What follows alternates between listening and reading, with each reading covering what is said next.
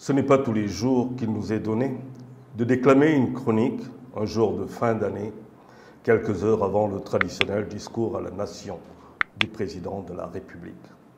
Alors régalons-nous et mettons les gaz pour une dernière de 2021 assurée et assumée.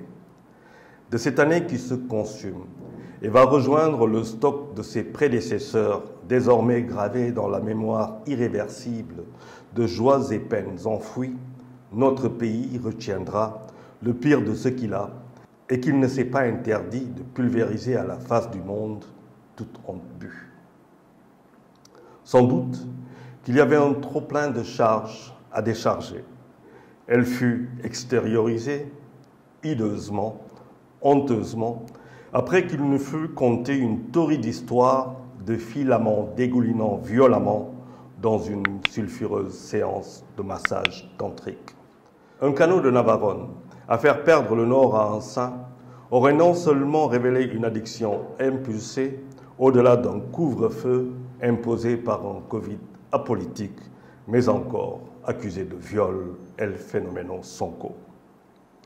Ainsi, naquit d'un février aux musiques relaxantes, assorti de graves accusations de viol, l'inoubliable Mars.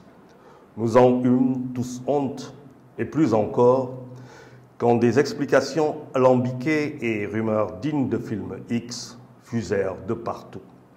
Le Sénégal venait de toucher le fond, surprenant le monde, mais encore plus l'Afrique, qui nous prenant pour une boussole, nous voyait bien plus grand que nous le sommes en réalité. D'aucuns diront que les restrictions, le mal-être, le ralentissement économique et l'essoufflement social expliquaient la déferlante écervelée déversant rage et casse. D'autres diront que la situation n'était que trop belle pour ne pas être mise à profit par des malfrats.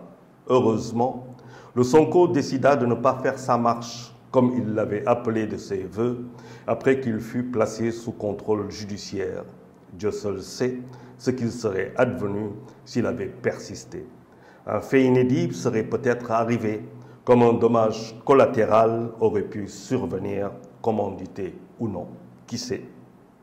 Il est heureux de savoir que le Sénégal peut compter sur des intelligences vives sur lesquelles il peut s'appuyer pour ne pas rompre quand il plie. Parmi ces éminences à saluer, et à qui, aussi bien le Sénégal et certaines démocraties de la sous-région doivent beaucoup, le droit de l'homiste Alioune Tine.